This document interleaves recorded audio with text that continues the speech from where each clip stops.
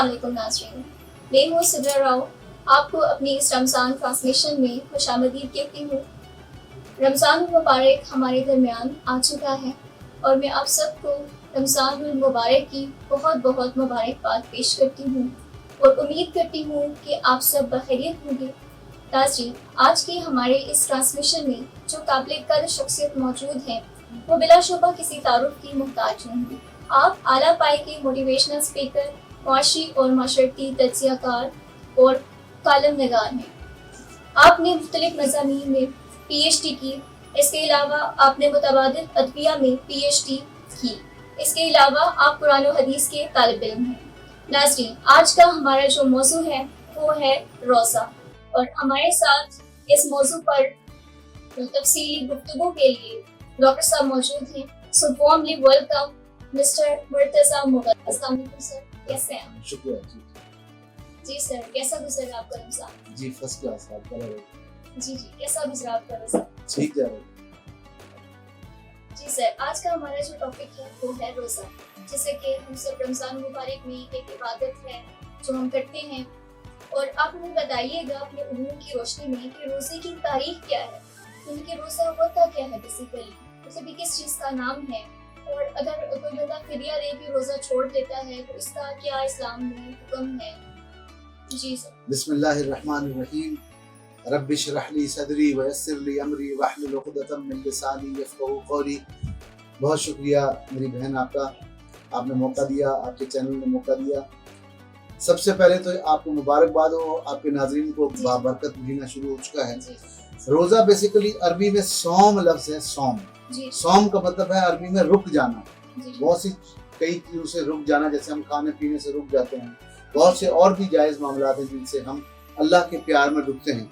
तो इसको अगर यूँ शुरू किया जाए कि रोज़े का क्या कानून है, रोज़ा कुरान मजीद या हजूर सल्लल्लाहु अलैहि वसल्लम की सुन्नत रोज़े के बारे में क्या बोलती है, तो हम यूँ कहेंगे कि कुरान की आयत है कि सबसे बड़ा जो फुरकान है, जो जहाँ से बात हमको अंडरस्टैंड करनी है, जो हाकिम है, वो कुरान मजीद है। और कुरान मजीद रोज़े के बारे में ये कहता है कि या अय्युहल्लज़ीना आमनू कुतिबा अलैकुमुस्सियामु कमा कुतिबा अलल्लज़ीना मिन क़ब्लिकुम। ऐ ईमान वालो, रोज़ा तुम पर ऐसे ही फ़र्ज़ किया गया है, कोई नई चीज़ नहीं है, जैसा तुमसे पहलों पर फ़र्ज़ किया गया था। यानी कि जो पहले असहाब किताब थे, तौरात वाले, ज़बूर वाले, इंजील वाले और बाकी दीगर सहीफ़ों वाले, उन पर जैसे फ़र्ज़ किया गया था। इसका मकसद बताया क्यों फ़र्ज़ किया, लअल्लकुम तत्तकून, ताकि तुम तकवा इख्तियार करो। तकवे का जो तर्जुमा करें सादा अल्फाज में तो वो ये है कि अल्लाह की हदूद की हिफाजत और निगरानी की जाए। अल्लाह की हदूद की, अल्लाह ताला की जो हदूद है उन्हें हमने तोड़ना नहीं है, उन्हें तोड़ना नहीं है, अंदर रहते हुए हमने उसकी इबादत जी उसने बताई भी कैसे। जी बिल्कुल सही।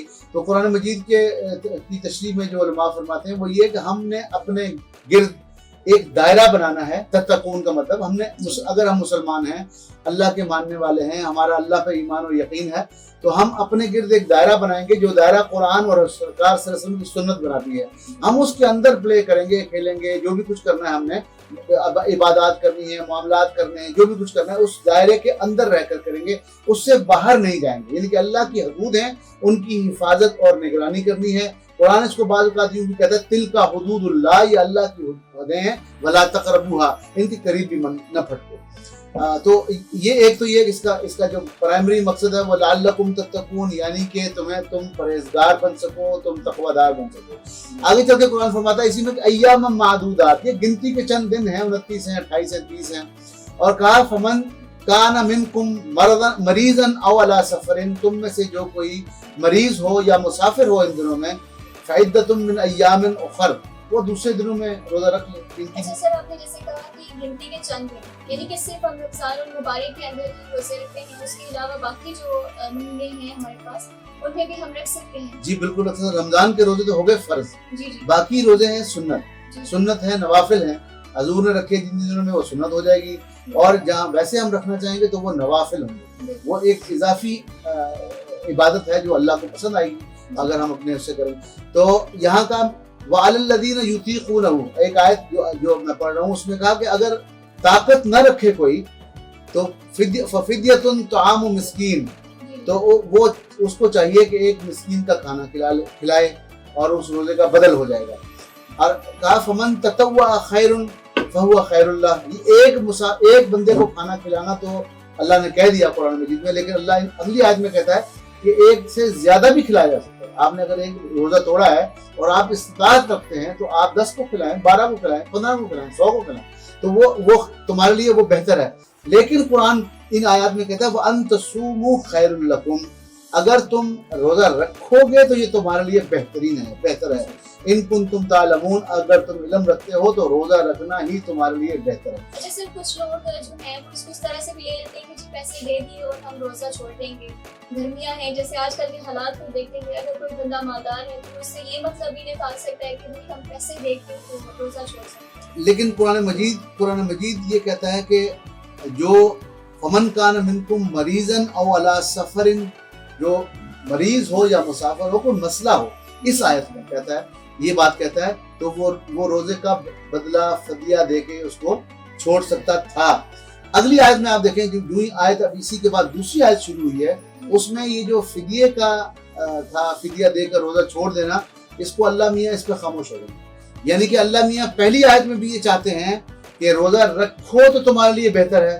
اب جو دوسری آیت شروع ہوئی ہے، اسی کی اگلی آیت تو کہا شہر رمضان الذی انزل فیہ القرآن، کہ یہ جو رمضان کا مہینہ ہے اس میں قرآن نازل کیا گیا ہے، ہدی للناس، یہ لوگوں کے لیے ہدایت ہے، وبینات من الہدی والفرقان، اور یہ نہایت ہی واضح دلیلوں کی صورت میں جو اپنی نوعیت کے لحاظ سے یہ آیات جو ہیں وہ آپ کی رہنمائی بھی کرتی ہیں اور حق و باطل میں فیصلہ بھی کرتی ہیں۔ قرآن مجید جو ہے وہ حق و باطل میں فیصلہ کرنے کے لیے حکم ہے، اس کی بنیاد یہ کسوٹی ہے، یہ میزان ہے، یہ فرقان ہے۔ تو قرآن کی یہ حیثیت واضح کرنے کے بعد کہا، پھر کہا فمن شہد منکم الشہر فلیصمہ، جو تم میں سے یہ مہینہ پائے، یعنی رمضان کا مہینہ پائے، تو یہ لازم روزے، فرض روزے جو ہیں، یہ واجب روزے، یہ لازماً رکھے۔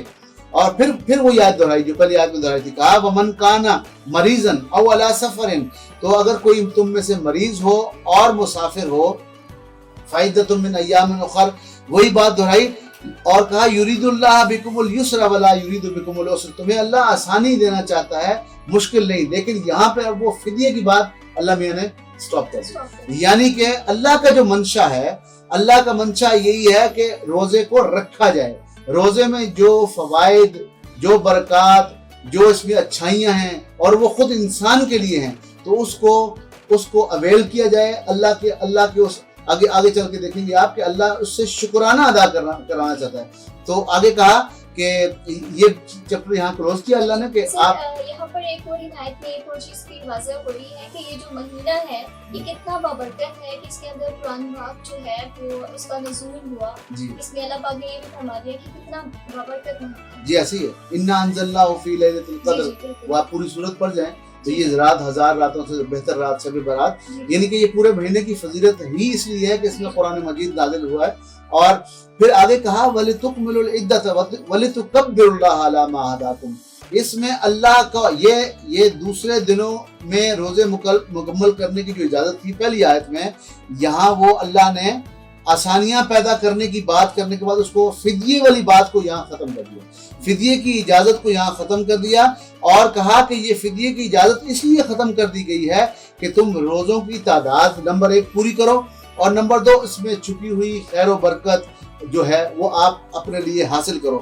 تو اس مقصد کے لیے رمضان کا مہینہ اس لیے بھی خاص کیا گیا ہے کہ اس میں قرآن مجید کا نازل ہونا جو کہ اللہ کی طرف سے ایک واضح ہدایت ہے، بین ہدایت ہے، اور اللہ نے کہا آخری آیات میں جو میں پڑھ رہا تھا کہ وَلَعَلَّكُمْ تَشْكُرُونَ، تاکہ تم اللہ کا شکریہ ادا کرو، یعنی کہ قرآن کا ملنا، اس میں ہدایات کا ملنا، اس میں واضح چیزیں، دلیلیں آپ کے پاس آنا کہ کیا حق ہے کیا باطل ہے۔ آج ہمارے پاس جو حق و باطل کو پرکھنے کی کسوٹی ہے وہ سورہ بقرہ کی آیت نمبر 183 میں اللہ نے باقاعدہ بتا دیا کہ یہ قرآن مجید ہے اور صرف قرآن مجید ہے، اور اس کے بعد اگر ہے تو سنت رسول ہے۔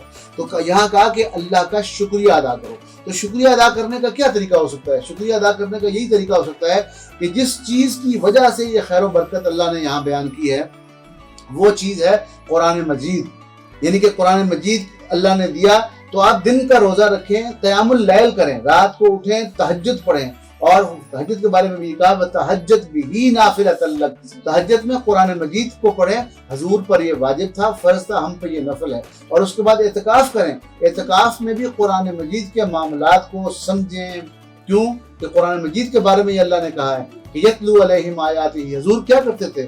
یتلو علیہم آیاتہ ویزکیہم ویعلمہم الکتاب والحکمہ، حضور قرآن کو فالو کرواتے تھے اور اس کے ذریعے تمہارا تزکیہ نفس کرتے تھے، اور اس کے بعد تمہیں شریعت کے احکامات اور حکمت کی باتیں بتاتے تھے۔ سر قرآن اور حدیث کی روشنی میں بتائیے کہ روزے کا حقیقی مقصد کیا ہے، یعنی کہ کس وجہ سے، کیا مقصد کیا ہے، کیوں ہم روزہ رکھتے ہیں؟ روزہ رکھنے کا دیکھیں جی مقصد بیسیکلی یہ ہے کہ اسی طرف میں آ رہا تھا کہ اللہ کی حدوں کی، جیسے میں نے کہا تقویٰ ہو، تقوی کا میں نے آپ کو تشریح کی کہ اللہ کی حدوں کی حفاظت اور نگرانی۔